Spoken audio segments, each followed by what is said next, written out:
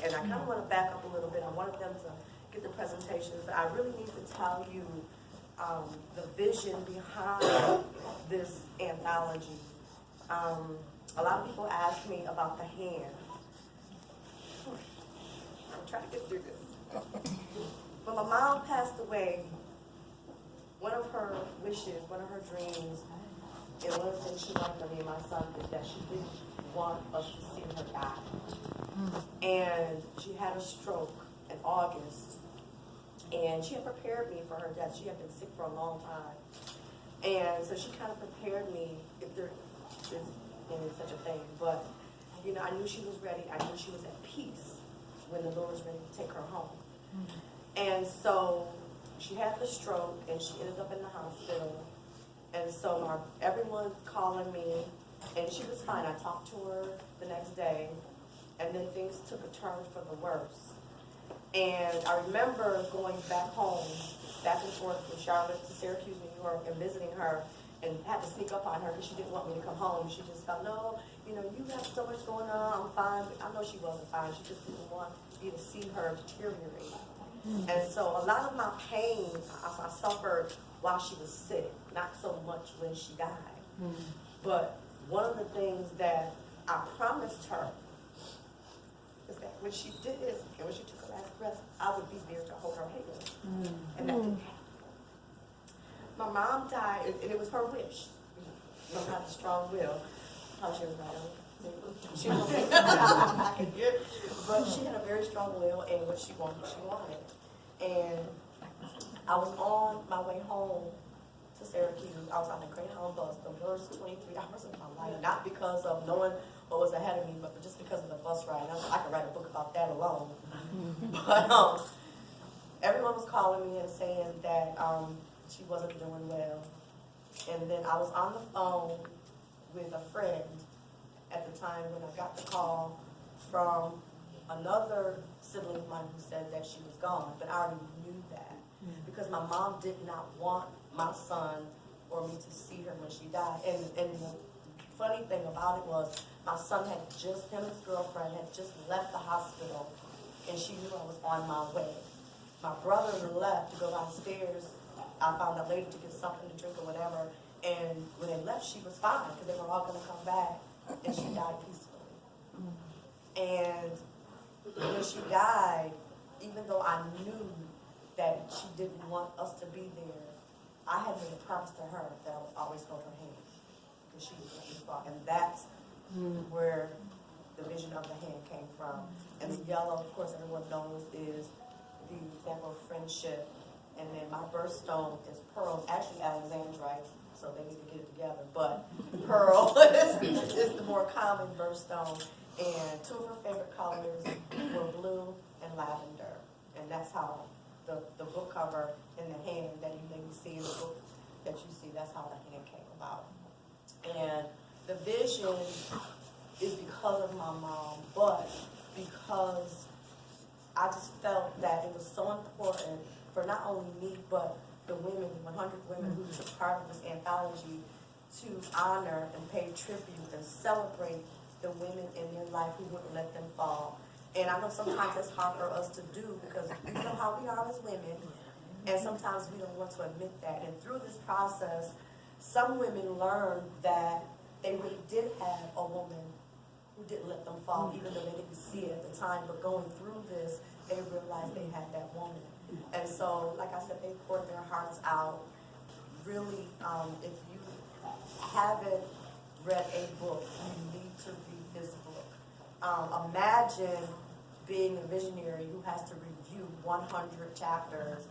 My husband told me he was going to take stock in Kleenex. I could not stop crying. And because each story touched me in so many ways, many of these ladies had written about their mothers. So that touched me. But then reading about the best friends and reading about the sisters, and some even had written about their daughters, and as you see today, have written poems. And then I realized these ladies got skills, you know, they're writing poems, and oh my God, it was just so amazing. And to think that God has allowed me to be the visionary of something that, let me tell you, that if it was in my own will, this wouldn't be happening today.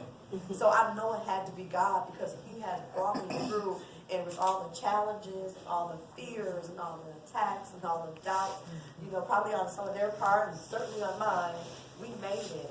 And so this is a celebration not only of the book anthology and the release, but of women and all of you women who wouldn't let each other fall. And we need to keep holding each other up.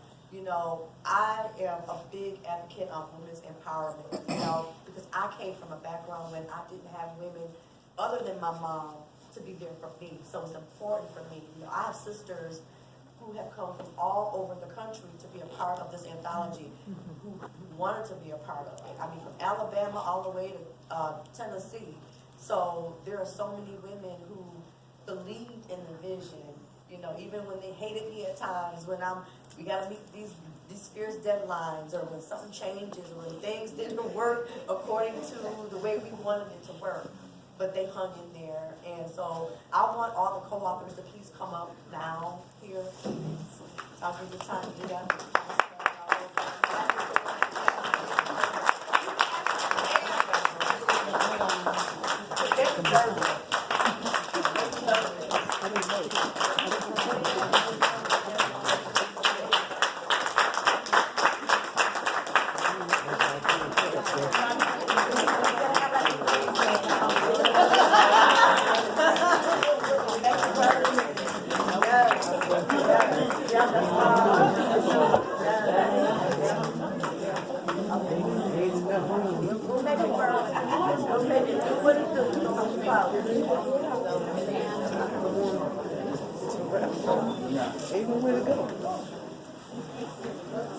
This is not a photo op. I just need you all up here.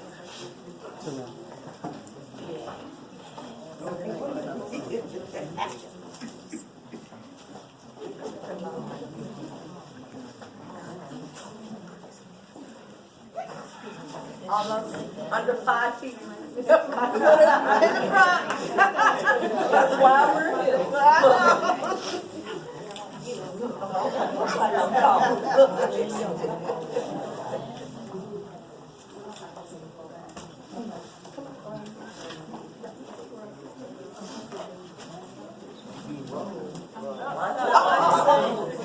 Is somebody pushing it? Oh, over there. Come on now. All right, great. Let the photographer. Come on. Let the photographer. You guys can have a seat now. It's good here. Go back right here. Yeah, that's fine. They can. I mean, I wasn't saying that.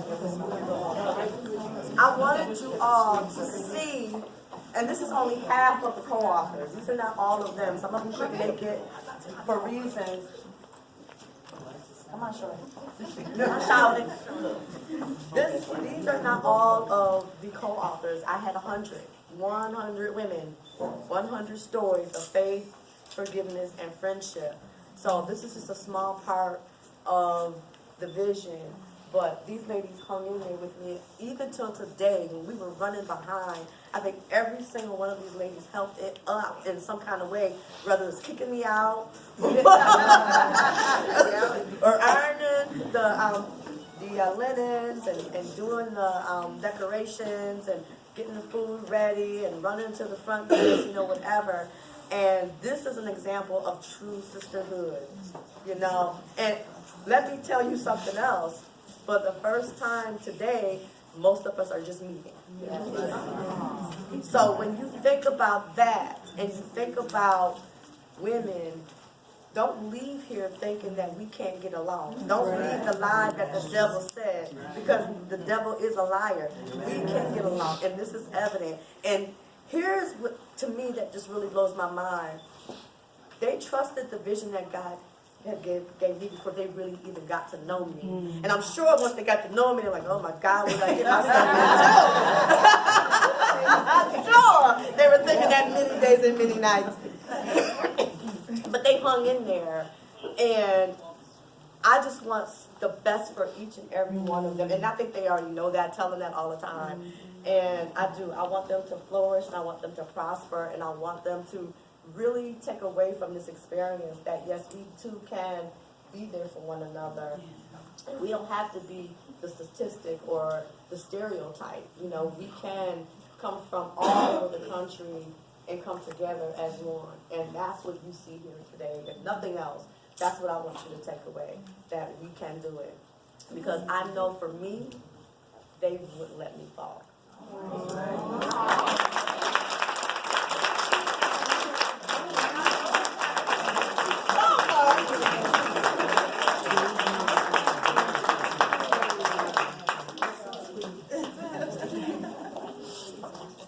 If my mom were here, she would, I know she's up there smiling, I know she is, because she knows how hard it was for me to even trust women. That's why I tell you, when God first told me I was going to work with women, I said, no, we're going to have another conversation. I told him the devil was a liar, and I knew it was him, and this was back in 2007. In fact, the popcorn lady, she was the one who did my first interview. She was in a different area back then, and she asked me, how did I start working with women? And I said, it's not me. I said, there's nothing but God, because if it had to be me, I wouldn't. I'd be doing something totally different. But I know why, because he wanted to turn my pain into purpose and make my test a testimony, my mess a message. And the message is, I'm so glad that he chose me. I don't regret it. Sometimes I want to kick and scream, but I don't regret it. And I don't take it lightly. They'll tell you I'm very passionate about what I do and the work that he has me to do for women.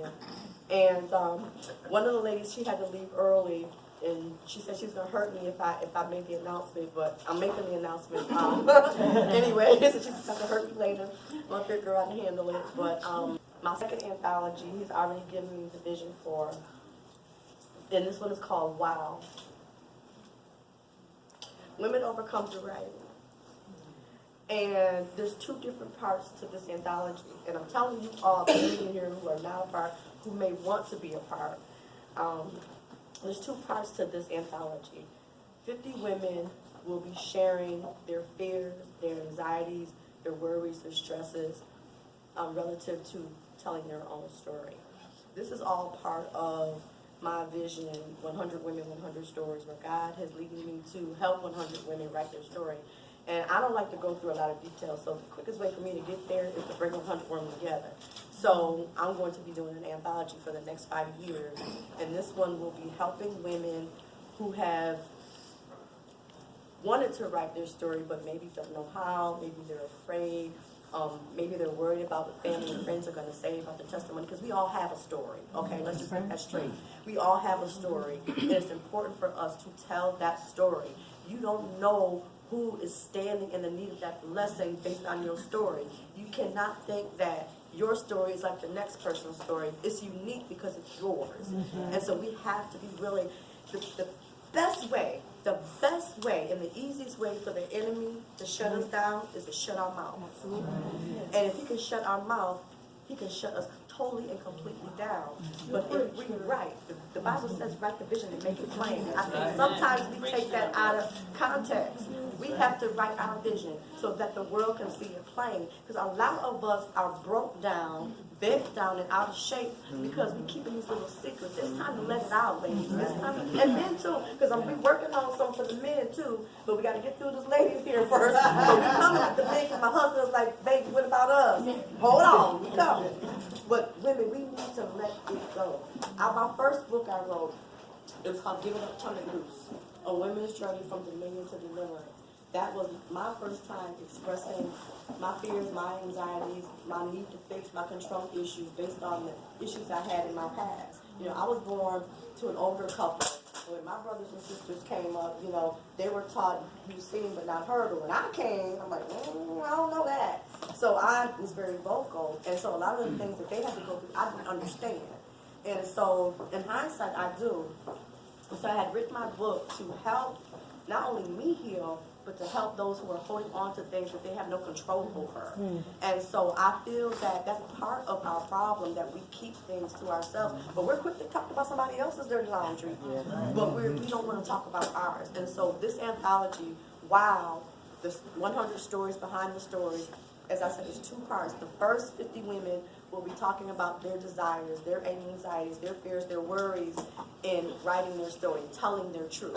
And then the second part will be women who've already been there and done that, talking to the first. So you know that in me, because I ain't creative by any means. So I know that's God giving that to me, because he wants women to still uplift women, but through this anthology. So if you want to be a part of it, we're actually going to start promoting for it. I need some rest. But the first week of April, we're going to start promoting for it. And so if you're on Facebook, you can connect with me on Facebook, or I think someone was passing around the sign-up sheet that I forgot. If you want to learn more about it, sign on that sheet and give me your email address. And believe me, I will reach out, and I don't want you to regret it later. But if you want to be a part of this, we're looking for 100 women. If you fit in the category of you haven't written a story and you want to, and you want to talk about that, fine. If you fit into the category that you've already written your story and you want to help the other women, then we're going to be doing a conference call and actually interviewing people through a sheet. Some of the things that I'm learning from the first anthology of 100 women. And so it's really going to be powerful. And it will be coming out next year, 2019, March 9th. Okay, then we'll have a celebration as we're having today. But, you know, this is where God has leading me, in addition to helping other women, you know, one-off coaching or writing seminars or whatever, to write their story and then to publish them so that they can get paid for their work. Because if you don't, somebody else will. All right, so let's not forget that. We're not to say that we can't know that God wants us to prosper. If we can earn money, then we can be a blessing to someone else, pour it into a nonprofit, or, you know, help the homeless, or whatever you want to do with it. But I want you to prosper from your hard work, okay? So that's what this is all about. Again, ladies, thank you so much. I just love you all. Thank you so much for being a part of my vision. Now you're a part of my life and my family now, so I'm never going to forget you all. And thank you all for coming out and spending your afternoon waiting restlessly and hanging in with us to help us enjoy this celebration, because they so deserve it. So thank you all. But before you go, I was ordered to give no, not cinnamon. Claudia. Where's Claudia? Claudia. Oh, okay. Okay, come on. She wanted some time. I have no idea. I was just bossing around. So my partner in crime, of course, is not here for, well, you know, she has that kind of thing. But anyway, we got together and we decided, because you did such an amazing job with this project and just bringing everyone together and giving voices to ladies who probably would not have had a voice. We wanted to do something for you. So just like we had other women in our lives who would not let us fall, you yourself, you didn't let us fall either. So we got you something. That's honey. Yes. I met him.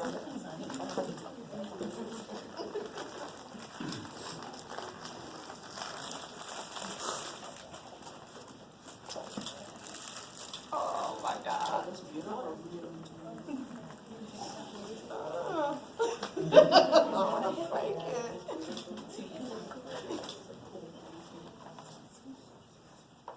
And as you can see, it has the cover of the book on it. And it also has, well, it has the cover of the book. It also has Visionary and your name, Jamie Washington, and today's date. Well, no, yesterday's date. Yes, yesterday's date. And at the bottom, it has, we love you because you would have loved us. Oh, wow.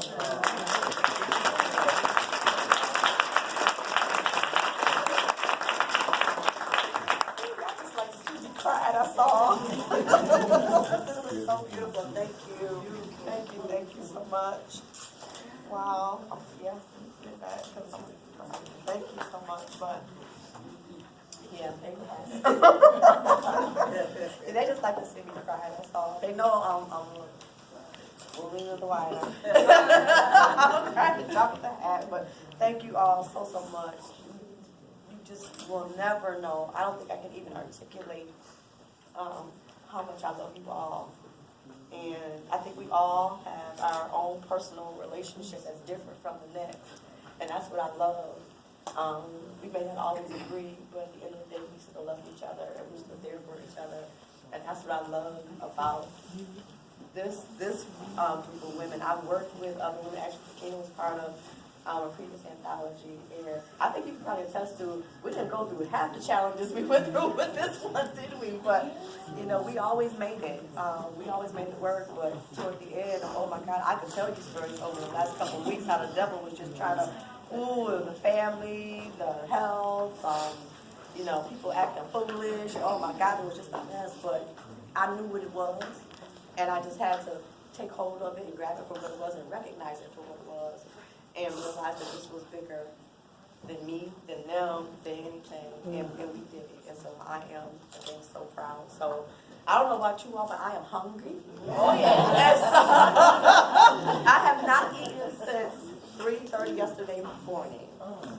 And I'm telling them this now because if I would have said that yesterday, I would have got 100 texts. You got, well, I did get 50 go to bed, but I would have got 100 saying, you better eat something. So I am hungry. So let's eat, y'all.